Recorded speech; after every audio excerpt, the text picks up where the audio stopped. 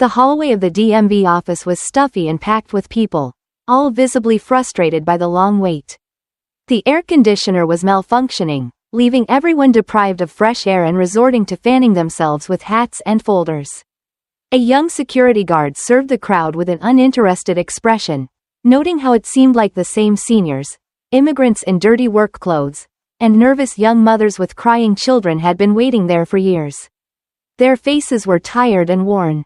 Though the hallway of the DMV in this average town was unremarkable, the security guard's attention was drawn to a tall, broad-shouldered older man in worn clothes. In a faded blue jacket reminiscent of military attire, the man stood out. However, unlike a polished Navy warrior, he had an unkempt and somewhat intimidating appearance, with a large burn scar covering half his face and similarly disfigured hands hidden in his pockets. He towered over the crowd, looking out of place and anxious, frequently glancing at his watch, aware that the DMV office would soon close for lunch. The security guard grinned as he said to the man, "Looks like you won't make it to your appointment today, old man. Claire and Lauren won't be sticking around any longer." Claire and Lauren were middle-aged women who worked at the DMV and were weary of dealing with the long lines of hopeful visitors. They had become arrogant and only cared if the visitors brought money or expensive gifts. In contrast, a new employee, Lily, worked diligently in the office. Unlike her colleagues Claire and Lauren, Lily recently graduated from an orphanage, possessed no significant wealth, and did not accept bribes. She worked earnestly, following the example of her beloved teacher, Mrs. McKenna, who had taken her under her wing like a mother. Claire and Lauren were pleased to have a street orphan, as they called Lily behind her back, working in the department. Claire and Lauren took advantage of Lily's willingness to work, often leaving her with most tasks while they relaxed, read magazines, or went shopping during their lunch breaks, frequently returning late to the office. Their favorite pastime was gossiping and mocking Lily's appearance, refusing to acknowledge that Lily, modestly and tastefully dressed with minimal makeup on a fresh face, was far more beautiful than they were. Instead of addressing their shortcomings and striving for self-improvement, they focused on belittling Lily. Claire and Lauren reveled in spreading rumors and speaking ill of Lily. They considered Lily's hard-working attitude dull and mocked her single status, calling her bird. With only 15 minutes remaining before the lunch break, Claire and Lauren picked up their expensive bags with impassive expressions and left the office with dignity. The man with the burned face was taken aback and pleaded, "Girls, please don't leave. I've been waiting in line since this morning." Claire and Lauren ignored his plea and didn't even glance at him. Desperation filled his voice as he persisted, "Please understand, I came from my village. My bus leaves in 20 minutes, and it's the last one for today. I need to change the photo on my driver's license. Please." Irritably, Claire replied, "Listen, old man, there are many of you here, and there are just 3 of us. Come back after the lunch break." The man continued to plead, "Please, I can't come back after lunch. My mother is waiting at home, she has a sick heart. You must understand." Despite his pleas, the DMV clerks remained unyielding. Lauren's face twisted with disgust as she shouted, "Guards, get this spam out of here immediately." The security guard, who had been dozing off, quickly woke up and followed Lauren's orders. Fearful of losing his job and disappointing his wife, who would leave him if he did, the guard pushed the man out of the room without hesitation and locked the door. Hearing the commotion, Lily ran out to see what was happening. She tried to catch up with the man outside, but Claire stopped her with a sneer, "If you help every customer like that, you'll never have enough time to finish all the work.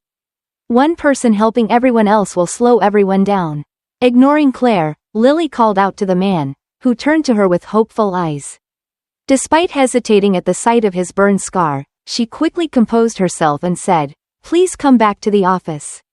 I will take care of everything, and you'll make it in time for your bus." As Lily worked on the man's paperwork, he sat blankly in a chair.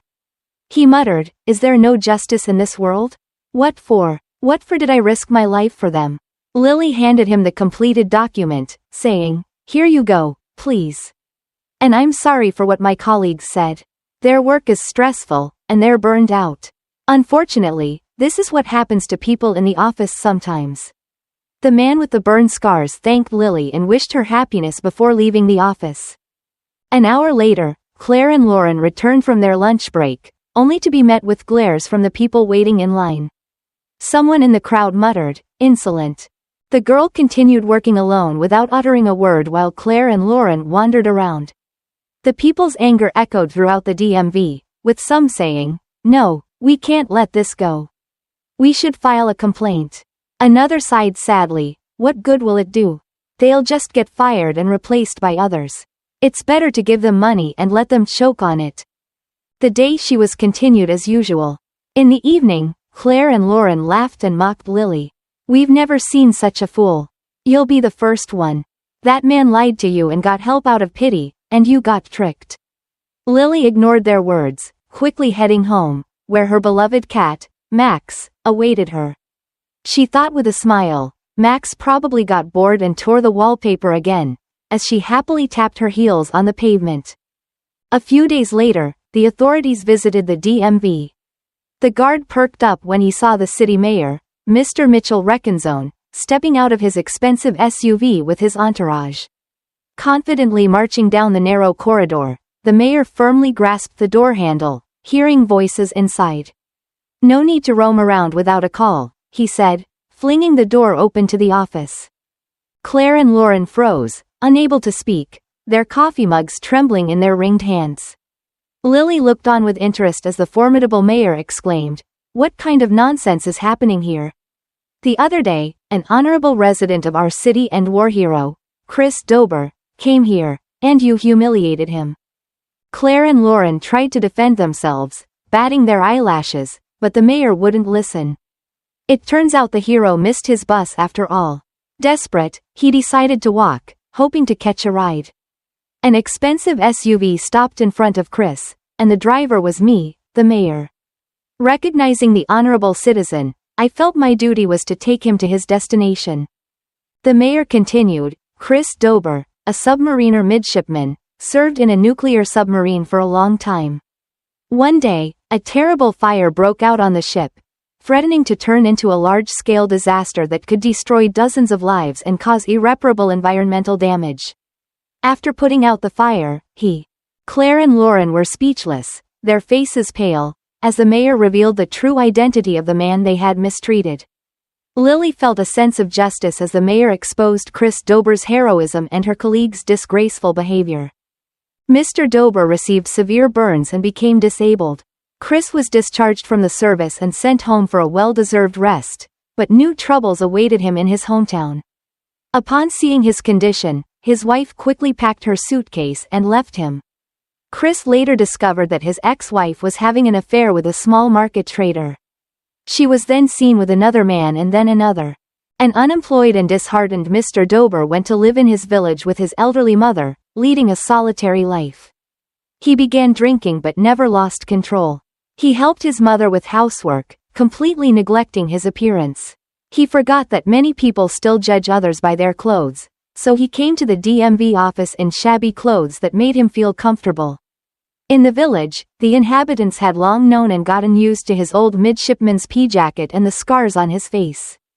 After the mayor's visit, Claire and Lauren were let go, and Lily was appointed head of the DMV office. Although the position came with added responsibilities and concerns, Lily embraced the challenge and tried to treat customers with kindness. She assembled a young team, and the DMV began operating efficiently. As a result, customers no longer had to wait in long lines, and the employees received positive feedback from satisfied visitors. Lily's personal life also took a turn for the better when she met a charming man who worked as a camera operator for a local television station. The journalists visited the DMV to film a story about Lily and her profession, and the young operator was captivated by Lily's friendly and open demeanor. They went for a walk together after work, and soon after, he invited her to the movies. A month later, Lily and her new boyfriend, Jake, became inseparable, and her cat, previously destructive due to boredom, stopped tearing up the wallpaper, content with the new love in the household.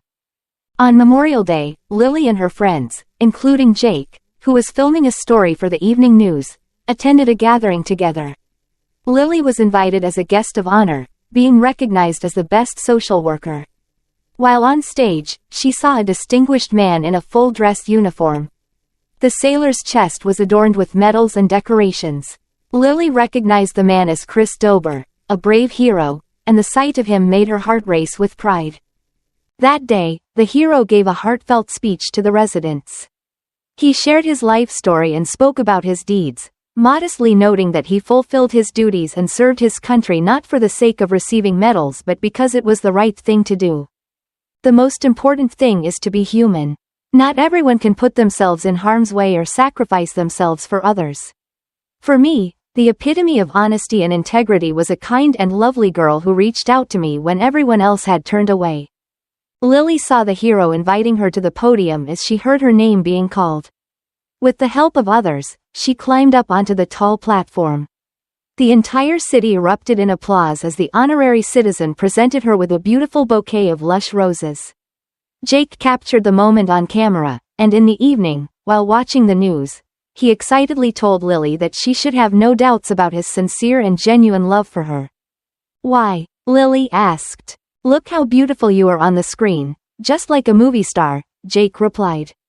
"They say that the camera loves a person, meaning the operator is infatuated with the person they capture." Lily laughed and said, "Jake, you scoundrel. I may look like a movie star on the screen, but in real life, I'm a plain Jane, huh?" Jake hugged his beloved, looked into her eyes, and said quietly, "In life, you are 100 times more beautiful." What are your thoughts on the story and characters? How would you handle things differently? Sharing your thoughts may be helpful for those experiencing difficult times. If you enjoyed the story, please consider liking and subscribing for more content. Click the notification bell button. Thank you, and we'll see you soon. The story highlights the profound impact of kindness and empathy in transforming lives and creating a positive environment. Lily's dedication to her work and her compassionate treatment of others, despite the toxic behavior of her colleagues, serves as a powerful reminder of the importance of integrity and humanity. Lily's resilience and unwavering commitment to doing the right thing, even when it meant going against her colleagues, ultimately led to her recognition and success. Her story illustrates that genuine kindness and hard work do not go unnoticed and can lead to meaningful changes in one's personal life and the community. The contrast between Lily's behavior and that of Claire and Lauren underscores the consequences of arrogance and cruelty. While Claire and Lauren were dismissive and disrespectful, resulting in their eventual dismissal, Lily's compassion and dedication earned her the respect and admiration of her peers and the community. The story also beautifully portrays the importance of support and appreciation in personal relationships. Jake's admiration and love for Lily highlight how recognizing and valuing a person's inner beauty and character can lead to a deep and fulfilling relationship. Overall, the story is a touching reminder of the power of kindness, resilience, and integrity. It encourages us to treat others with respect and empathy, knowing that our actions can profoundly impact their lives and, ultimately, our own. In handling things differently, one might ensure that workplace cultures are more supportive and inclusive, promoting fairness and respect among all employees. Proper channels for addressing grievances and recognizing good work can foster a more positive and productive environment. This approach could prevent the negative behaviors exhibited by Claire and Lauren and support individuals like Lily in their efforts to create a better world.